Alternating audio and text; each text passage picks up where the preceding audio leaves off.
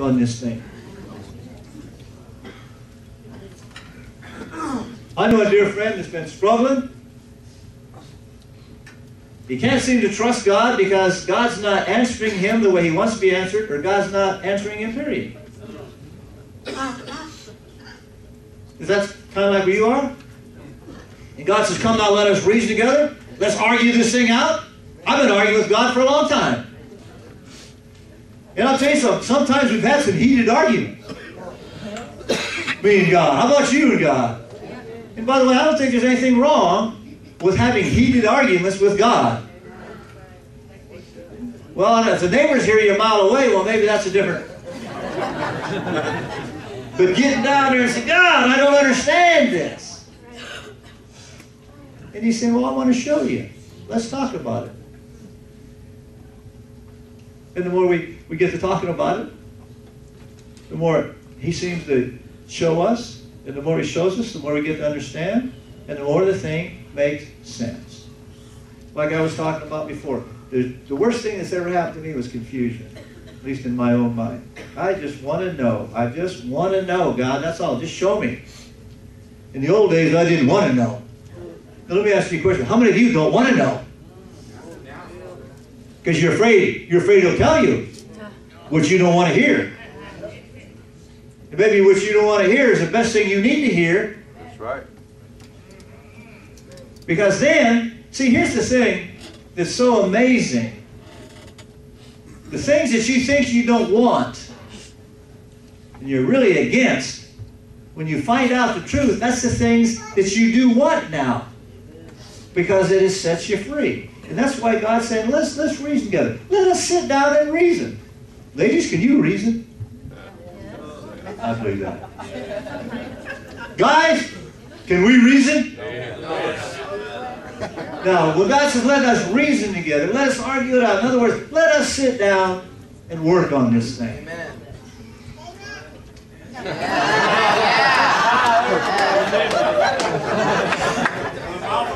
Well, I'll tell you, she just got me all fired up. And she's littler than Doc. But see what he's saying, no matter how deep the stain of your sins are, I will remove it. I'll remove those stains. I can make you as clean as freshly fallen snow.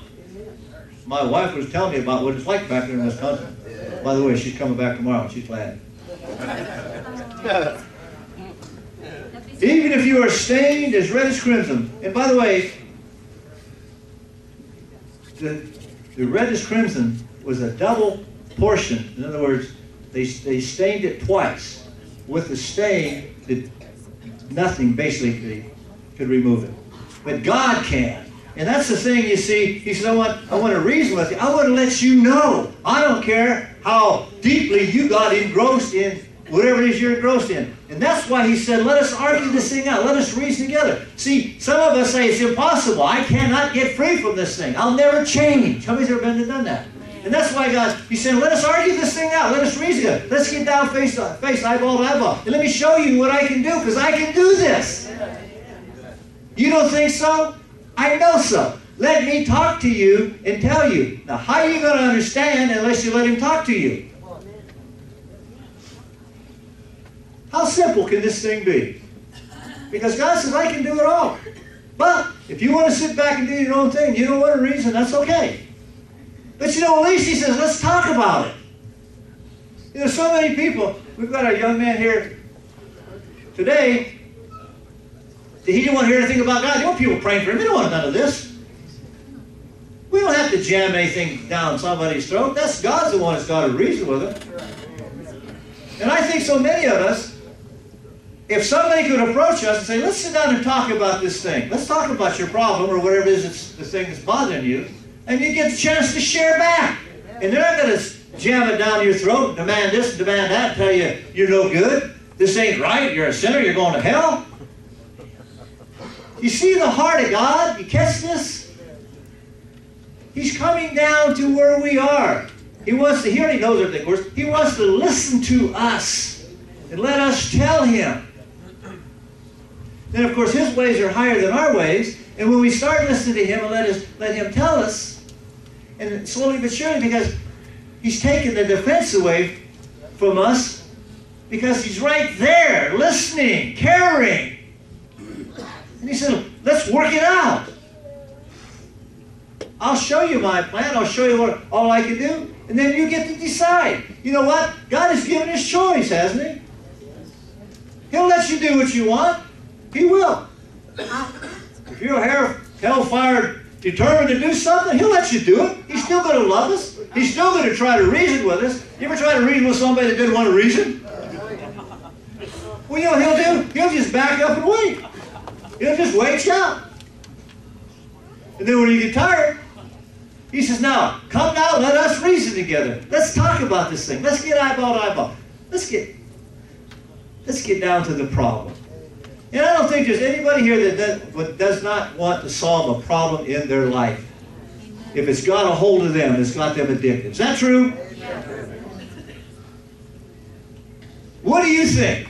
If you could sit down and reason, and somebody could show you there is a better way, show you, not tell you, show you, prove to you that there is a better way, wouldn't you listen? And maybe even decide that that might be the better way and yield to that better way and be willing to do it? Is that true? You see what he's getting at? What he's trying to tell us? And he says, if you only obey me and let me help you, then you will have plenty to eat. But if you keep turning away and refusing to listen, then you will be destroyed by your enemies. I, the Lord, have spoken. Now, he's more than willing to reason with us. But if we get silly, and we decide, I'm not going to reason with you, he's going, okay. He says, okay. There's nothing else I can do for you. I'm going to just let it fall the way it's going to fall, according to the way I put it together. That's what God's trying to say. And you know, I like the way it says it in King James, New King James. If you be willing and obedient, you shall eat the good of the land. You know what the good of the land is? That's that word I like called fun. Living life to the fullest is fun. Serving God on his terms is fun. There's no other way for me to say it. It's the most exciting, it's an adventure, it's all the above. It's the motivator, it's the answers, it takes away all the confusion. Yes, he's still got the struggles and problems, but you know what he does? He gives you the more than what you need to be able to endure all that. And by the way, through it all, you know it's the best thing that could happen to you, and you're going through it. And that's exactly what he's saying. If you be willing and obedient,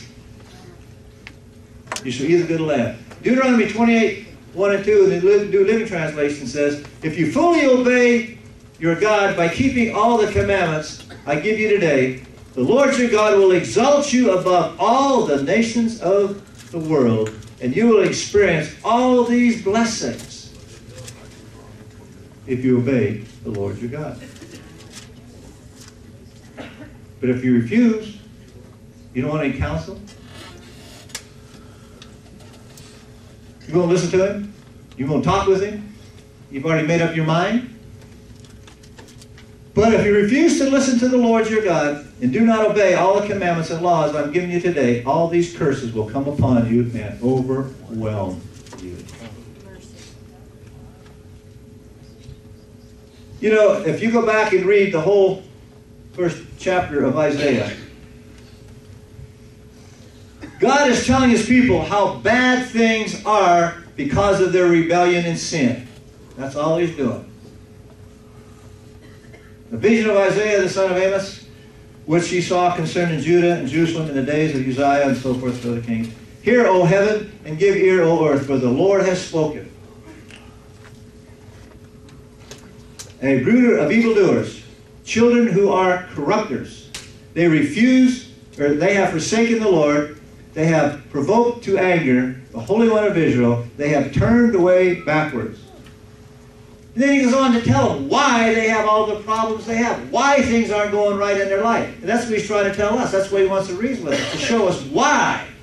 And what's going to happen if we continue going the way we're going. But if we'll listen to him and turn it around. Then he's going to tell us what it's going to be like